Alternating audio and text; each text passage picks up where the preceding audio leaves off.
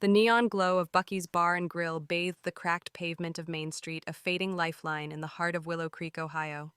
It was the night before my wedding to Ryan Carter, and the air buzzed with the kind of reckless energy that only cheap beer and small-town dreams could muster.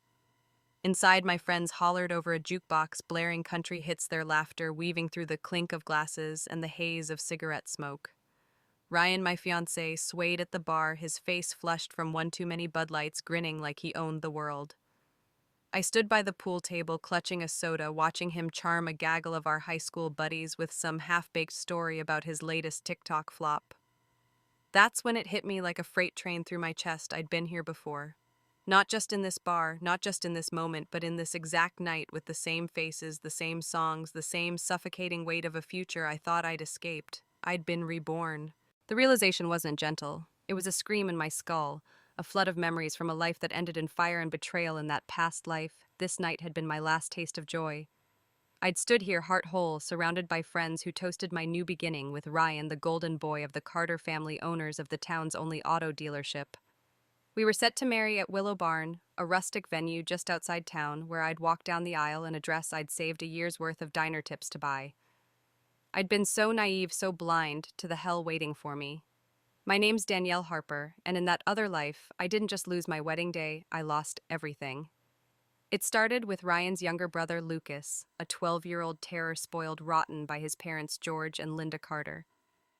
In my past life, as the bar emptied and we headed to the Willow Creek Inn to prep for the big day, I'd seen Lucas tossing firecrackers in the parking lot, his eyes glinting with mischief. I'd called out, "Be careful, kid. Those things can hurt you," thinking nothing of it. I didn't know that a simple warning would plant a seed of spite in him, a grudge that would burn my world to ashes. The next day during the wedding, as I walked down the aisle, Lucas slipped a lit firecracker into the delicate train of my dress. The soft tool caught like kindling flames, licking up my back, melting fabric into my skin. The pain was a living thing swallowing me whole. I don't remember the screams mine or the guests, or how I ended up in the county hospital, only the searing agony and the blur of faces above me. When I woke, my body was a map of scars, my face unrecognizable. The Carters, all crocodile tears, swore they'd cover my treatment.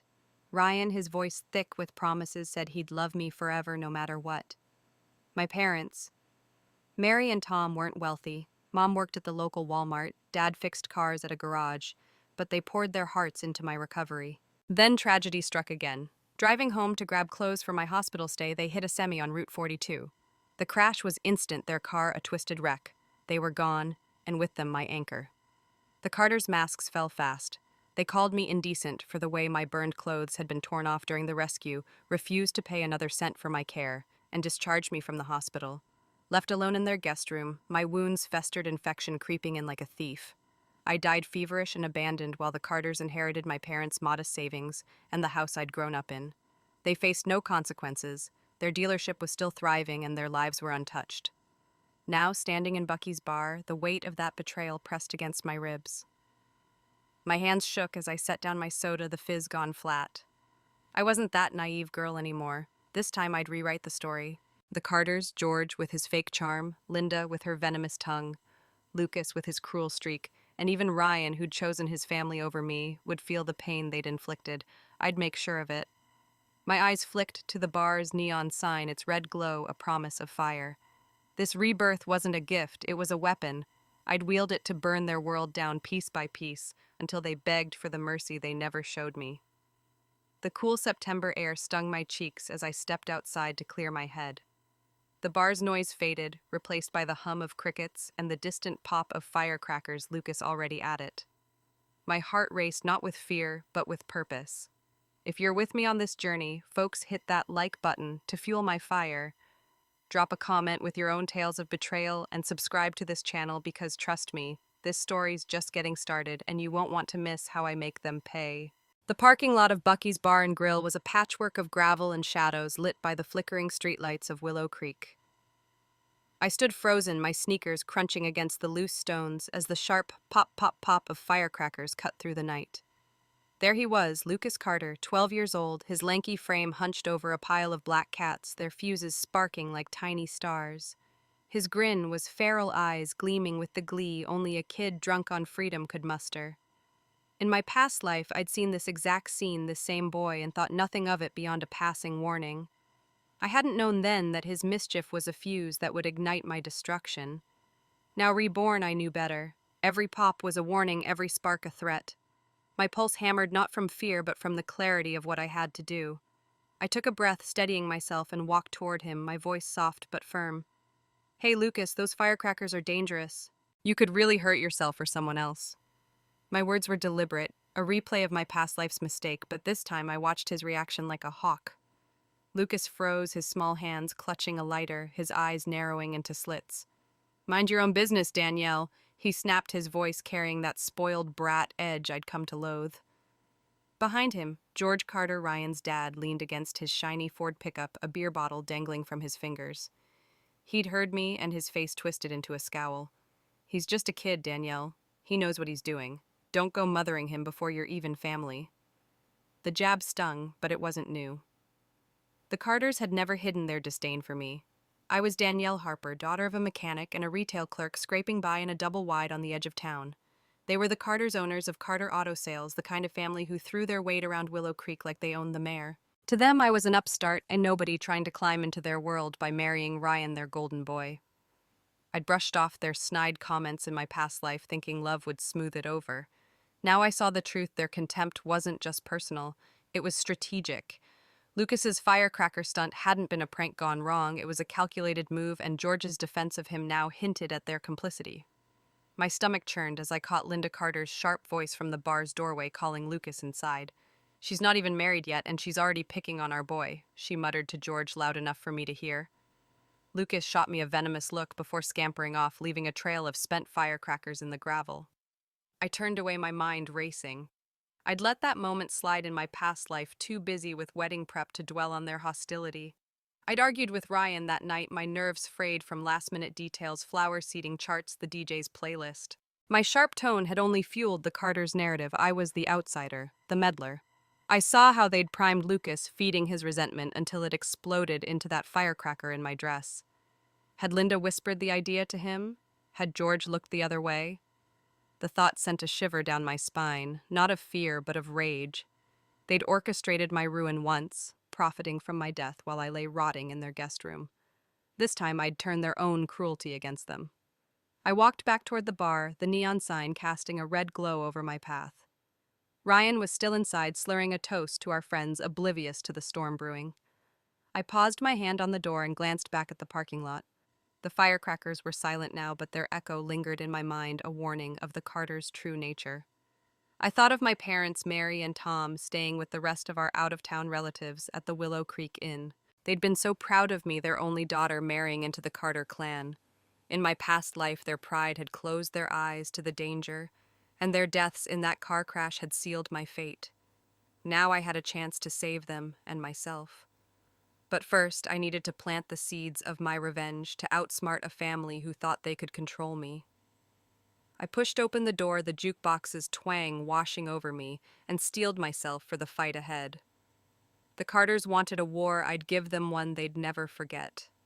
The Willow Creek Inn hummed with pre-wedding chaos, its faded lobby a swirl of relatives hauling suitcases and friends stringing fairy lights for tomorrow's reception. I slipped away from Bucky's bar, the taste of flat soda still sour on my tongue, and navigated through the crowd to find my parents' room on the second floor. The memory of my past life gnawed at me, Lucas's firecrackers, the Carters' sneers, the flames that devoured my future. In that life, I'd been too caught up in wedding details to see the danger, too trusting to question Ryan's family. Now reborn, I knew the Carters weren't just snobs, they were predators, and I was their prey. But escaping their trap meant convincing my parents, Mary and Tom Harper, to back me up. If I could call off this wedding, I might save us all. I knocked on their door, my heart pounding like a drum. Mom opened it, her hair in curlers, her smile fading when she saw my face. Danielle, what's wrong? You look like you've seen a ghost. Dad sat on the bed, polishing his dress shoes, his flannel shirt rumpled from a long day. I shut the door behind me and spilled it out. I can't marry Ryan. The Carters hate me. Lucas is dangerous, and I think they're planning something awful. My voice cracked, the weight of 2 lifetimes pressing down. In my past life, their deaths in that car crash had left me anchorless. Now I needed their strength to rewrite our fate. Dad set the shoe down, his brow furrowing. Danielle, you can't just walk away. The Carters run this town. Their dealership employs half the county, and George has the mayor in his pocket. If you back out now, they'll blackball us, your mom's job at Walmart, my garage work, all gone. Mom nodded, her eyes wet. We're not rich, honey. We spent everything on this wedding to give you a shot at a better life. Calling it off would ruin us. Their fear wasn't just about money, but about Willow Creek's suffocating hierarchy. The Harpers were nobodies scraping by in a trailer park while the Carters played king and queen.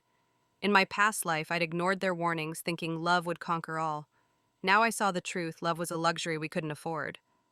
I sank onto the bed, my hands twisting in my lap. But what if they hurt me? Lucas was playing with firecrackers tonight and George just laughed it off. I'm scared. Mom knelt beside me, her calloused hands gripping mine. You're stronger than you know, Danielle. You've always been our fighter. Stick it out, play nice, and maybe they'll come around. Dad's voice softened, but his words were firm. If you cause a scene, the Carters will ensure we're running out of town. We can't fight their money or their pull. Their refusal stung, but I understood. They weren't just protecting their livelihood, they were protecting me in their own way from a war we couldn't win outright. Defeated, I left their room, the hallway's fluorescent lights buzzing like my thoughts. My parents' fear was a cage, but my rebirth was a key. I couldn't run, not yet. The Carters expected a docile bride, a girl they could control. They didn't know I carried the scars of their betrayal, invisible but raw. I'd play their game, but on my terms. Back in the lobby, my best friend Sarah was pinning ribbons to a folding table, her laughter contrasting with my churning dread. Danielle, you okay? She called, waving me over. I forced a smile, my mind already spinning a plan. I'd turn it into a trap if I couldn't escape the wedding. The Carters wanted control, I'd give them chaos instead. I rejoined the wedding prep, helping string lights and fold napkins. My eyes darted to Ryan, sprawled on a couch and nursing another beer. In my past life, I'd argued with him tonight, my stress over table settings spilling into a fight that fueled his family's disdain. I saw him for what he was, a weak link, vain and desperate for attention. His TikTok dreams were a lever I could pull. As I taped a streamer to the wall, an idea sparked, sharp and dangerous. What if Ryan took my place tomorrow, not just in the spotlight, but in the crosshairs? The Carters' cruelty had burned me once. Now I'd let it burn them. I glanced at the clock, midnight. I'd rewrite the script tomorrow. Willow Barn would be a stage. The Willow Creek Inn's banquet room was a whirlwind of last-minute wedding prep, the air thick with the scent of roses and spray paint from DIY centerpieces. It was midnight, and our friends' high school pals, cousins, and a few rowdy groomsmen were in high spirits, fueled by coffee and cheap whiskey. Ryan lounged at the center of it all, his tie loose, his face flushed from drinking. He was scrolling through his phone, muttering about his latest TikTok, which was getting only 12 likes. In my past life, I'd been too busy micromanaging the guest list to notice his vanity, too in love to see his flaws. Now reborn, I saw the truth. Ryan wasn't just my fiancé. He was a pawn in my revenge against the Carters, and his ego was my weapon. I sidled up to him, my voice sweet but calculated. Babe, let's make this wedding legendary. What if we switch things up? You wear the dress, I'll wear the suit. Imagine the views it'll blow up online. Ryan blinked his beer bottle, pausing mid-sip. The room quieted, friends turning to listen. Pinning a garland to a chair, Sarah hooted, "Oh, that's wild.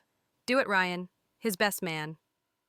Mike, a lanky mechanic with a penchant for chaos, jumped in. "Dude, you'll be a TikTok king wedding dress groom." "That's viral gold."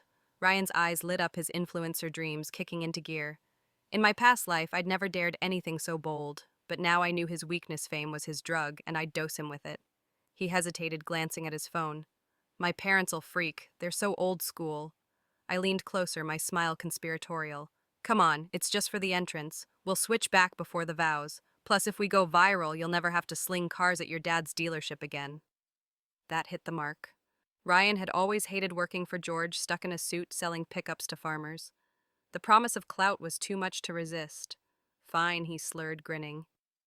But you owe me. How about you hand over your diner tips after we're hitched? Complete control of our cash. I nodded, my heart cold. Promises were cheap when I knew what he'd done in my past life, abandoning me as I lay burned and broken. Deal, I said, sealing his fate. The room erupted in cheers, friends already snapping pics for Instagram. I grabbed Jake, the makeup artist, a wiry guy with a flair for drama, and slipped him $200 in crumpled bills. Make Ryan look like a bride, but quickly. We'll switch back before the ceremony. Jake smirked, pocketing the cash. Relax, I got this. It's just a stunt to kick things off. I'll have him back in a tux in no time. He was already pulling out a wig that matched Ryan's short brown hair, a cheap but convincing knockoff. I ran to the 24-hour Walmart, grabbing height-boosting insoles to make Ryan's frame less noticeable under the dress. At the inn, Jake worked magic, draping a lace veil over Ryan's head, the gauzy fabric hiding his broad shoulders. I slipped into Ryan's suit, the cuffs a bit long, but sharp enough to sell the swap. The Carters' voices echoed in my mind as we worked George's dismissal, Linda's venomous muttering. In my past life, their disdain had blindsided me, but now I saw their plan humiliate me, control me, maybe even destroy me to secure my parents' small inheritance. Lucas's firecrackers weren't a prank, they were a weapon, and I'd make sure they backfired. By 3 a.m., the banquet room was full of glitter and empty cups, but our plan was set. Tipsy and giddy, Ryan practiced walking in the dress, his friends egging him on. "You're gonna be famous, man," Mike shouted, filming a shaky video. I watched, my smile masking the storm inside. At Willow Barn, Lucas would strike tomorrow, but this time Ryan would be the one in the flames. I adjusted the suit jacket, my reflection in a mirror showing a woman ready for war. The Carters thought they'd break me again. They were wrong. The first light of dawn crept through the Willow Creek Inn's thin curtains, casting a pale glow over the cluttered banquet room. Empty coffee cups and glitter-dusted streamers littered the table's remnants of our all-night wedding prep. I stood before a cracked mirror, adjusting Ryan's too-big suit jacket, the cuffs brushing my knuckles. My reflection showed a woman I barely recognized, eyes sharp with purpose, jaw set like steel. The suit was my armor, a disguise for the war I would wage. Across the room, Ryan teetered in my wedding dress, the lace veil draped over his face like a ghostly shroud. Jake, the makeup artist, had worked miracles, blending foundation to soften Ryan's stubble and pinning the wig to mimic his short brown hair.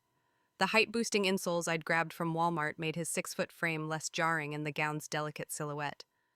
To anyone not looking too closely, he was the bride. Our friends buzzed around us, hungover, but hyped, snapping selfies and joking about Ryan's big moment. Mike, his best man, slung an arm around him, grinning. "Man, you're gonna break the internet with this. TikTok's got nothing on you today." Still buzzing from last night's whiskey. Ryan laughed, but his eyes darted nervously to the mirror. He muttered, tugging at the veil. "This better not make me look stupid." I forced a smile, my heart cold. "You look perfect, babe. It's just a stunt. We'll switch back before the vows." In my past life, I'd been the one in that dress walking toward a future that burned me alive. Now Ryan was in the crosshairs, and I felt no pity. The Carters, George, Linda, and their spoiled brat Lucas had planned to humiliate me, maybe worse, to control my family's modest inheritance. Today I'd turn their scheme against them. We piled into a rented van, the wedding party, a chaotic mix of groomsmen in rumpled tuxes and cousins hauling floral arches. I slipped on a black face mask, claiming it was part of our surprise performance for the guests. Sarah, my best friend, raised an eyebrow, but didn't press. "You're full of secrets today," Danielle said, taping a ribbon to the van's door. I shrugged my mind on the Willow Barn, the rustic venue outside town where the ceremony would unfold. That barn had been my pyre where Lucas's firecrackers set my dress ablaze in my past life. Now I'd make sure the flames found a different target. The barn came into view, its weathered red planks strung with fairy lights and burlap banners. Guests milled outside, sipping coffee from paper cups, their small-town chatter filling the crisp September air. My parents, Mary and Tom, stood near the entrance, Mom in a floral dress, Dad tugging at his tie. Their faces were tight, and the weight of last night's argument, my plea to cancel the wedding, was still heavy between us. They'd refused, scared of the Carters' influence, their dealership's grip on Willow Creek's economy. I caught Mom's eye, and she gave a slight worried nod. I wanted to run to her to beg again, but I couldn't. Not yet. My plan depended on staying sharp and playing the eager bride's part. Inside the barn smelled of hay and lavender rows of folding chairs lined up before a wooden arch draped in roses. George and Linda Carter stood near the front, whispering to each other, their faces sour. As I passed adjusting my mask, I caught Linda's sharp voice. "This girl's turned our son's wedding into a damn circus." "Who wears a mask to their own wedding?" George grunted. "She's trouble, always has been. Too big for her britches marrying up like this." Their words were knives, but I'd heard them before in my past life. They'd called me indecent as I lay burned and abandoned. Now they fueled my resolve. They thought they could break me, control me like they controlled this town. They were wrong. I scanned the crowd, my pulse quickening. Where was Lucas? The kid was a ticking bomb, and his firecrackers were a prelude to the disaster I knew was coming. I spotted him near the barn's side door, his backpack slung low, sneaking glances at the guests. His small, fierce eyes locked on me, and for a moment, I saw the same spite that had burned me in my past life. My hands clenched inside the suit's pockets. This was it, the moment where my rebirth became a weapon. I'd let Lucas play his game, but Ryan would pay the price this time. The Willow Barn's interior glowed with soft light, the rose-draped arch framing the altar where Ryan and I would soon stand. Guests settled into their seats, their murmurs blending with the twang of a country ballad from the hired band.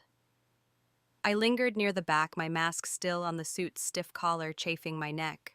Through the crowd, I watched Ryan veiled and wobbling in the wedding dress, escorted by my dad toward the altar. Dad's face was strained, his arms stiff as he guided who he thought was me. The irony twisted in my gut. Ryan, the man who'd abandoned me in my past life, now walked in my place, oblivious to the danger creeping behind him. My eyes flicked to Lucas. He was slinking along the barn's wall, his backpack bulging with what I knew wasn't candy. He'd carried a few firecrackers in my past life, enough to ignite my dress and ruin me. This time I'd seen him in the parking lot last night, his bag stuffed with Black Cat sparklers and something heavier fireworks, the kind that could do real damage. My heart thudded as I caught his movement, a shadow darting toward the altar. I stepped forward, my voice low but urgent, and grabbed George Carter's arm. George, Lucas is messing with explosives again. You need to stop him before someone gets hurt. George yanked his arm free, his face reddening. He's just playing Danielle. Let the boy have fun. You're not his mom. His dismissal was a slap, echoing the carelessness that had cost me everything. I bit back a retort, my eyes tracking Lucas. He was behind Ryan now, kneeling near the dress's long train, his hands moving fast. The veil hid Ryan's face, but I could see his shoulders tense, sensing the crowd's eyes on him. The MC's voice boomed through a crackling microphone. Ladies and gentlemen, welcome the bride! Cheers erupted, drowning out the faint rustle of Lucas's backpack. I saw him pull out a string of fireworks, their fuses glinting in the barn's dim light. My breath caught. He wasn't just repeating his past prank, but escalating it. I pushed through the crowd, my mask feeling like a cage, and shouted, "Lucas, stop!" But the applause swallowed my voice, guests mistaking my panic for part of the performance we'd hyped up last night. Lucas fumbled with a lighter, his small fingers clumsy but determined. The crowd's cheers grew louder, phones raised to capture Ryan's grand entrance. I tore off my mask, my face hot with desperation. "Somebody stop him!" I yelled, pointing at Lucas. Heads turned, gasps rippling through the barn. Some thought it was a joke, others thought it was a stunt. Mike, Ryan's best man, laughed nervously from the front row. "What's she on about now?" he muttered. But I saw the spark catching a tiny flame dancing along the fuse. Lucas had stuffed the fireworks deep into the dress's train, the tool bunching around them like kindling. My stomach dropped. This was it, the moment I'd both dreaded and planned for. The first firework popped a sharp crack that silenced the crowd, then another and another until a cascade of sparks erupted from Ryan's dress. He froze confused as the veil caught the light, glowing like a halo before it turned to flame. Screams broke out, chairs scraping as guests scrambled back. Ryan's hands clawed at the dress, his voice rising in a panicked wail.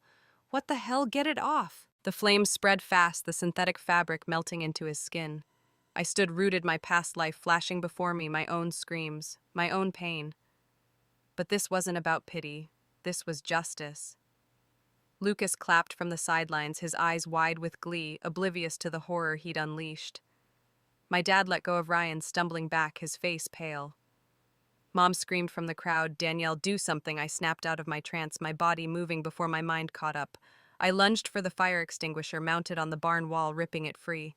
"Move!" I shouted, shoving past a groomsman. The nozzle hissed as I sprayed Ryan, white foam coating the flames, the chemical stench choking the air. The fire died, but not before leaving Ryan crumpled on the floor, his veil charred, his skin blistered beneath the ruined dress. The barn fell silent, save for the wail of approaching sirens. I dropped the extinguisher, my hands shaking not with fear, but with the weight of what I'd just set in motion. The Carter's cruelty had found its mark, but not on me. The Willow Barn was a scene of chaos, its rustic charm shattered by the acrid stench of smoke and melted tool. Ryan lay crumpled on the hay-strewn floor, the remnants of my wedding dress clinging to his blistered skin, the lace veil a charred ruin around his shoulders. His screams had faded to ragged gasps drowned out by the wail of sirens closing in on the venue. Guests stumbled into the September morning, their faces pale, phones still clutched from filming what they thought was a stunt. My parents, Mary and Tom, stood frozen near the altar, Mom's hands over her mouth, Dad's fists clenched as if he could fight the fire that had already died. I dropped the fire extinguisher, its metal clank echoing in the stunned silence. My heart pounded not with fear, but with a cold, sharp clarity. This was the moment I'd orchestrated the first strike in my revenge against the Carters. Lucas, the 12-year-old brat who'd lit the spark, stood at the barn's edge, clapping like he'd won a carnival game. His glee twisted my stomach, a mirror of the spite that had burned me in my past life. In that life, his firecrackers had left me scarred and abandoned, my parents dead in a car crash, my body rotting from infection while the Carters stole my inheritance. Ryan was burned, and I felt no pity, only the weight of justice. But the chaos wasn't over. George Carter, Ryan's dad, pushed through the crowd, his face red with panic.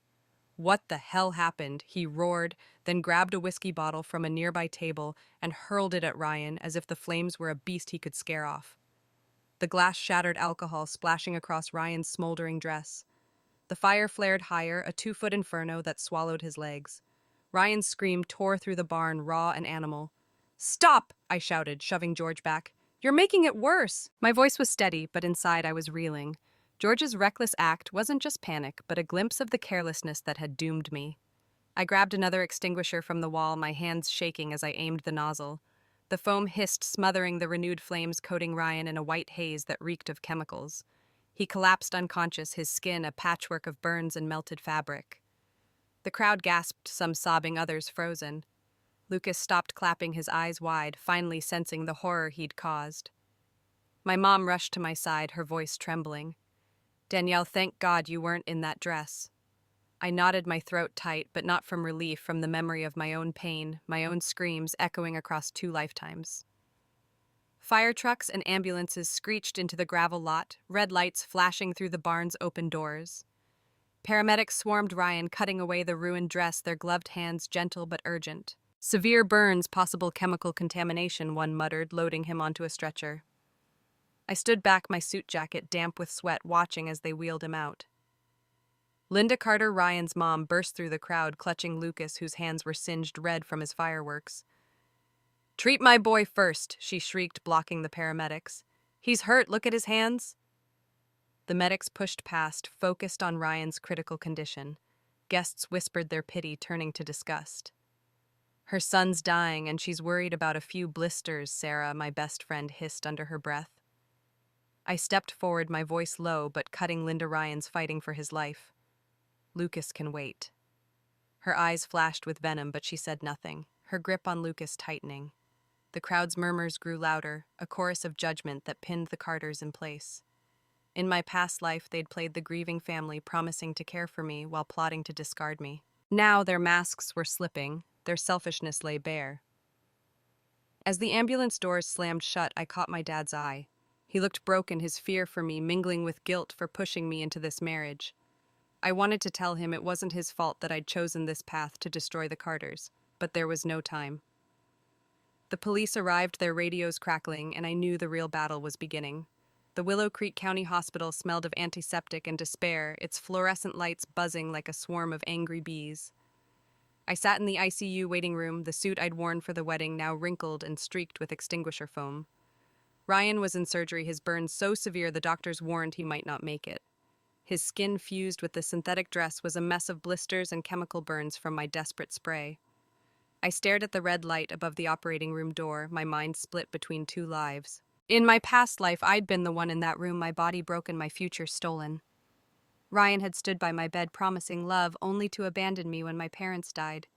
Now he was the victim, and I was waiting, playing the devoted fiancé while plotting the Carters' ruin. The waiting room was crowded, my parents, a few relatives, and George Carter, who paced like a caged animal. Linda burst in, dragging Lucas, whose hands were bandaged like mittens from his minor burns. Her face was a mask of fury, her eyes locking on me. "This is your fault!" She spat, her voice loud enough to turn heads. "That stupid outfit swap, you put my son in that dress?" Before I could respond, she swung her palm, cracking across my cheek. The sting was sharp, but it was nothing compared to the rage boiling inside me, fed by 2 lifetimes of betrayal. Standing behind her, Lucas smirked, his eyes glinting with the same spite I'd seen in the barn. I touched my cheek, my voice ice cold.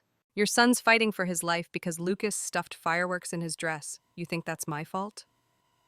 The room went quiet, nurses pausing, relatives staring. Lucas's smirk vanished, and he blurted, Mom told me to mess with your dress, Danielle. She said, it'd embarrass you and make you easier to control. The words hung in the air, a confession that cracked the Carters' facade. Linda's face paled, her mouth opening and closing like a fish. George stopped pacing, his eyes darting between us. My mom gasped, clutching Dad's arm. What did he say? She whispered, horrified. I seized the moment, my voice rising. You planned to burn me, Linda, to humiliate me so you could control me after the wedding. I lunged my hands, grabbing her shoulders, shoving her against the wall. You're monsters, I screamed, my fists pounding her chest before nurses pulled me back. Linda crumpled, sobbing, but Lucas's words echoed in my mind. In my past life, I'd never suspected their scheme, never connected their greed to my parents' small inheritance, a house a few thousand in savings they'd eyed to bolster their dealership. Now it was clear they'd wanted me broken, submissive, or dead. The police already on scene for the barn incident stepped in. An officer, a burly man with a notepad, took Lucas's statement. You're saying your mom told you to do it? He asked. Lucas nodded, scared, now his bravado gone. Linda tried to interrupt. He was just a kid and he was confused. But the officer raised a hand. Ma'am, you're under arrest for suspected attempted murder. He cuffed her as she wailed, dragging her to a squad car. George stood frozen, useless, as the waiting room buzzed with shock. My dad pulled me aside, his voice low. Danielle, you need to get out of this marriage. These people are poison. I nodded, but inside I wasn't done. The Carters hadn't suffered enough. As Ryan's wife, our marriage license signed before the ceremony, a small-town formality, I was granted temporary custody of Lucas while Linda was detained. The hospital social worker handed me the paperwork, her eyes sympathetic. It's just until his mother's case is processed, she said. Lucas glared at me, his bandaged hands clenched, but he said nothing. I stared back, my face a mask of calm. In my past life, the Carters had abandoned me to die profiting from my pain. Now I held the reins, and I'd make sure they felt every ounce of the torment they'd inflicted. The red light above the operating room flickered, and I settled into a chair, ready for the next move in my war. The Willow Creek County Hospital's corridors were a maze of sterile white walls, the hum of fluorescent lights a constant drone above my head. I stood in a quiet corner near the vending machines, the air heavy with burnt coffee and antiseptic smell. Lucas Carter, the 12-year-old brat who'd set Ryan's wedding dress ablaze, sat on a plastic chair, his bandaged hands twitching in his lap. His confession in the waiting room, blurting that his mother Linda had told him to sabotage my dress, still echoed in my ears. It wasn't just a prank. It was a calculated move to humiliate me, to make me a pliable pawn in their family's grip. In my past life, I'd been too naive to see the Carters greed their eyes on my parents' modest inheritance, a small house and a few thousand in savings they'd coveted to prop up their failing auto dealership. Now reborn, I knew their game, and Lucas's slip had cracked their facade wide open. I loomed over him, my face a mask of calm, but my voice was steel. Tell me everything, Lucas. Why did you do it? And don't lie, I know what you're capable of. I raised a fist, slightly letting the threat hang in the air. His eyes widened, fear replacing the defiance I'd seen in the barn. Without Linda or George to shield him, he was just a scared kid, his bravado crumbling. Mom said we had to embarrass you, he mumbled, his voice barely audible. She said if you were humiliated at the wedding, you'd be easier to control once you married Ryan. She bought the fireworks and told me to hide them in your dress, said it'd teach you your place. His words were a knife cutting through the haze of my past life's ignorance. The Carters hadn't just wanted me submissive, they'd wished to me broken their sights, set on the Harper family's meager assets to shore up their status in Willow Creek.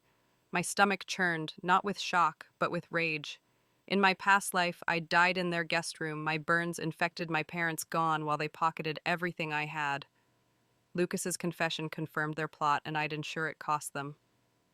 You knew those fireworks could hurt someone, I said, stepping closer. You didn't care, did you? He looked away, his bandaged hands trembling. I thought it'd just scare you, he whispered. Mom said you deserved it and were trying to take over our family. I scoffed, the bitterness of 2 lifetimes rising in my throat. Your family. You mean the one that let Ryan burn while you clapped? Lucas flinched, his face pale, and for a moment I saw the weight of his actions settle on him. A kid manipulated by his parents' venom. I didn't offer him comfort. Instead, I turned away, leaving him to stew in his guilt. The hospital social worker had granted me temporary custody of Lucas. At the same time, Linda was detained for suspected attempted murder, a formality since Ryan and I were legally married, our license signed before the ceremony, a small-town quirk. The paperwork sat heavy in my pocket, a reminder of the power I now held. I refused to get Lucas's food when he whined about hunger, letting his discomfort mirror the neglect I'd suffered. "You'll eat when I say," I snapped, dragging him back to the waiting room. My parents, Mary and Tom, were there, their faces drawn with worry. Mom pulled me aside, her voice low. "Danielle, what Lucas said, is it true? Did Linda plan this?" I nodded, my jaw tight. "They wanted to control me, Mom. Maybe even kill me for our house, our savings. I won't let them win." Dad's eyes darkened, his mechanic's hands curling into fists. "We should have listened when you wanted to cancel the wedding. This family's poison." His guilt hit me hard, a reminder of their deaths in my past life, crushed in a car crash on Route 42. I touched his arm, my voice soft but firm. "It's not your fault, Dad. But I need you to trust me now. I'm going to make them pay." He nodded, reluctant but resolute. And Mom hugged me, tears soaking my suit jacket. I pulled back, my mind racing. Ryan was still in surgery, his fate uncertain, but Lucas's confession was a weapon. I'd use it to dismantle the Carters piece by piece, starting with the hospital bills piling up. George, pacing nearby, avoided my gaze, his silence a confession of its own. The game was mine to play now, and I was ready to raise the stakes. The hospital waiting room was a pressure cooker, its plastic chairs filled with tense relatives, and the low hum of a TV nobody watched. Ryan had made it through surgery, but the doctor's words were grim, severe burns, chemical damage from the extinguisher foam, and a long road to recovery if he survived at all. I sat across from George Carter, his face haggard, his tie undone.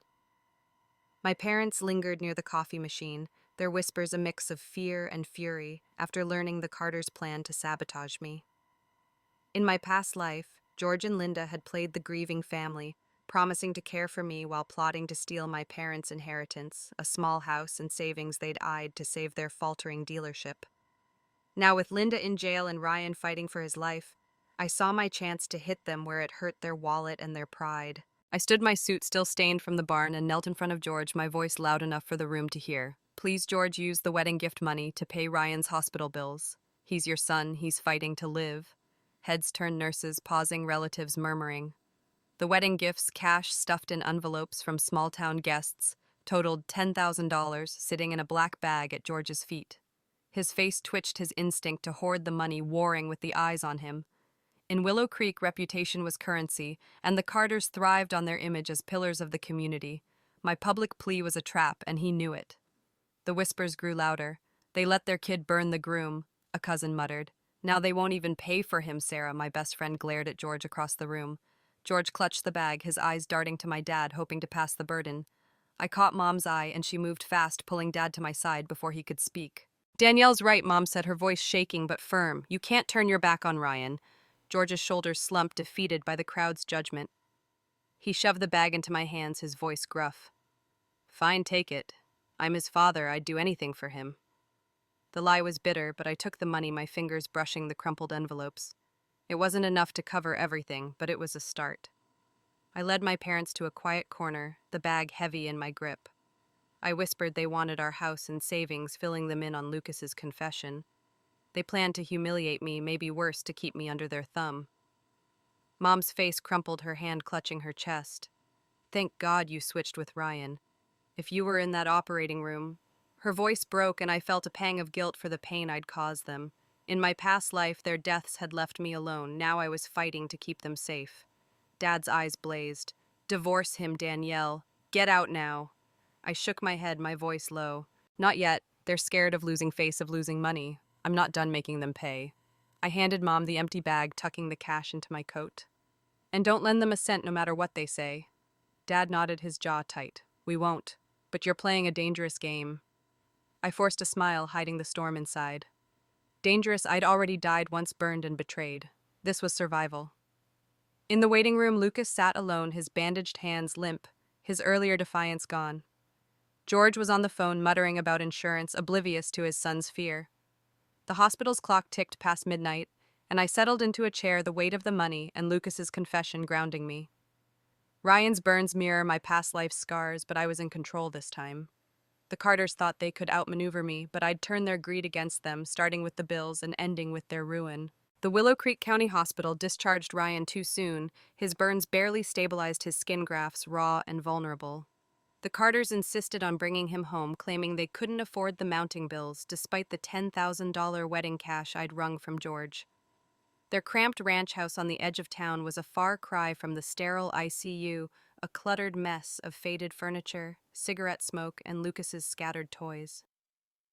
Playing the devoted wife, I moved in with them, but my heart was cold.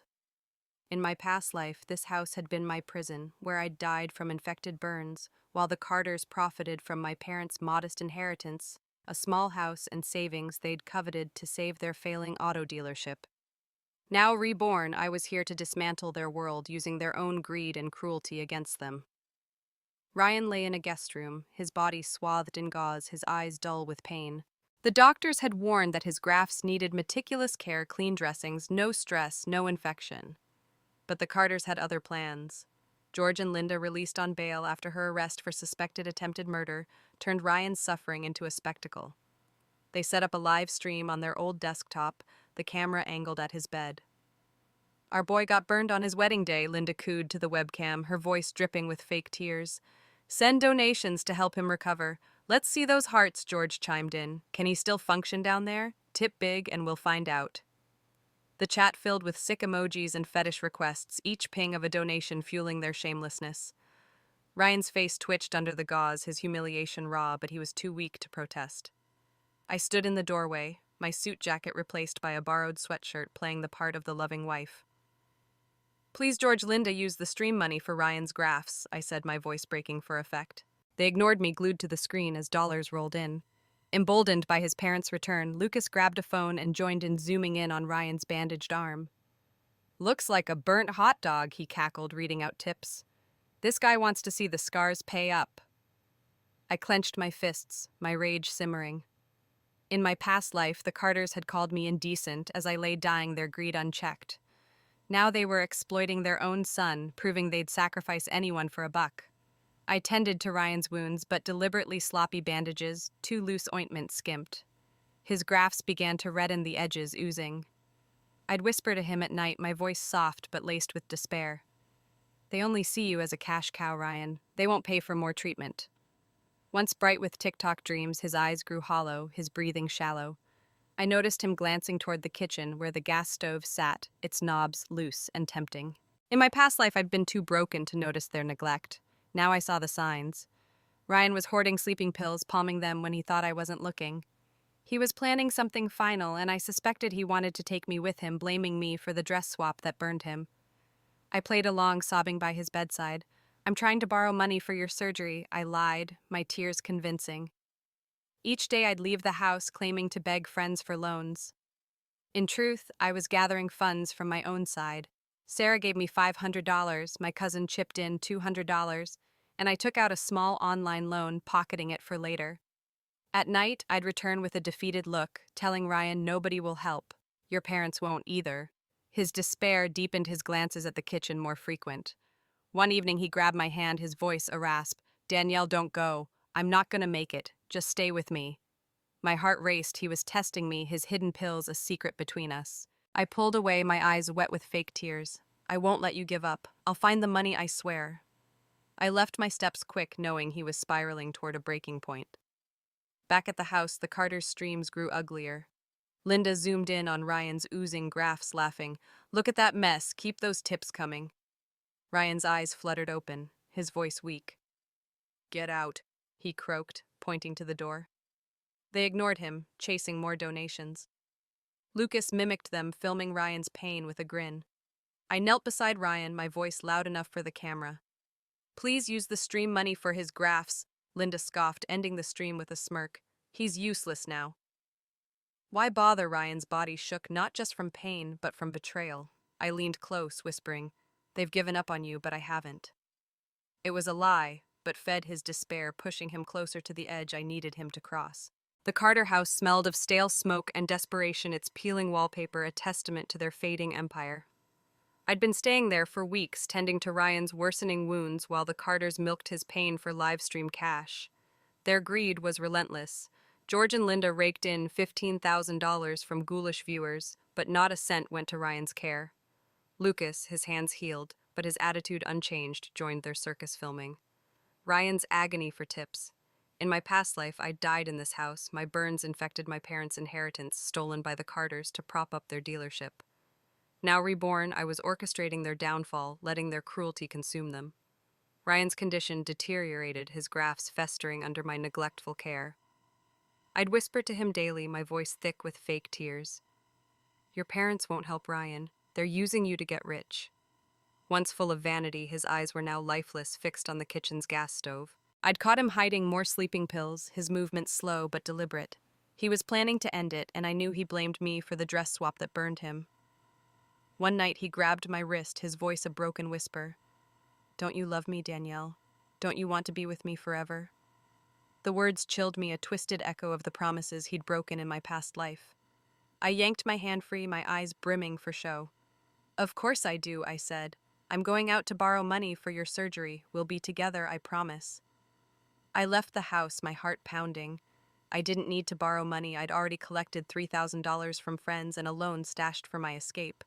Instead, I sat at a diner on Main Street sipping coffee and scrolling through the Carters' latest stream. It was vile, Linda laughing as she showed Ryan's oozing wounds, George joking about his uselessness, Lucas zooming in on his brother's pain. Nobody noticed Ryan's eyes darting to the kitchen, or how his hands clutched the pill bottle under his blanket. I stayed out late researching burn care on my phone, pretending to plan his recovery. The truth was, I was waiting, letting Ryan's despair and the Carters' greed collide. At midnight, I started back to the house, the air heavy with a chill that matched my resolve. Halfway there, a sulphurous stench hit me, rotten eggs sharp and unmistakable. Gas. My heart dropped. I backed away, pulling out my phone to call 911. There's a gas leak at 142 Oak Street, I said, my voice steady. Hurry, please. I called the police next, reporting the same, my mind racing. Ryan had done it. Turned on the stove, let the gas fill the house. He'd meant to take me with him, but I was out safe while the Carters were inside. I stood across the street watching fire trucks and squad cars roared up their lights, painting the night red and blue. Firefighters broke in, ventilating the house, but it was too late. The police emerged, faces grim. I'm sorry, ma'am, an officer said. Your family didn't make it. Ryan ended it by taking George, Linda, and Lucas with him. The house was a tomb, and their greed and neglect were their undoing. As his legal wife, our marriage sealed by that pre-ceremony license, I inherited their estate, the house, the dealership, and the $15,000 from their grotesque streams. A local blogger got wind of the tragedy, spinning it into a viral post. Tragic groom burned on his wedding day, dies a hero, his wife's love, his only light. The irony was bitter. Ryan, who'd blamed me, was now a saint online, his TikTok dreams realized in death. I felt no guilt, only a hollow relief. In my past life, they'd let me die stealing everything I had. Now I'd turn their own cruelty against them. I paid off my loans, settled the Carters' debts, and sold their failing dealership for scraps. The pitying looks from Willow Creek's gossips followed me, but I said nothing. I packed my bags and returned to my parents' trailer, where Mom and Dad welcomed me with quiet hugs. You're free now, Mom whispered, her eyes wet. I nodded, the weight of 2 lifetimes lifting. The Carters were gone, their empire ashes. I'd spend my days with those who truly loved me, rebuilding a life untainted by their poison. The viral post faded, but my freedom was absolute, a hard-won peace earned through fire and cunning.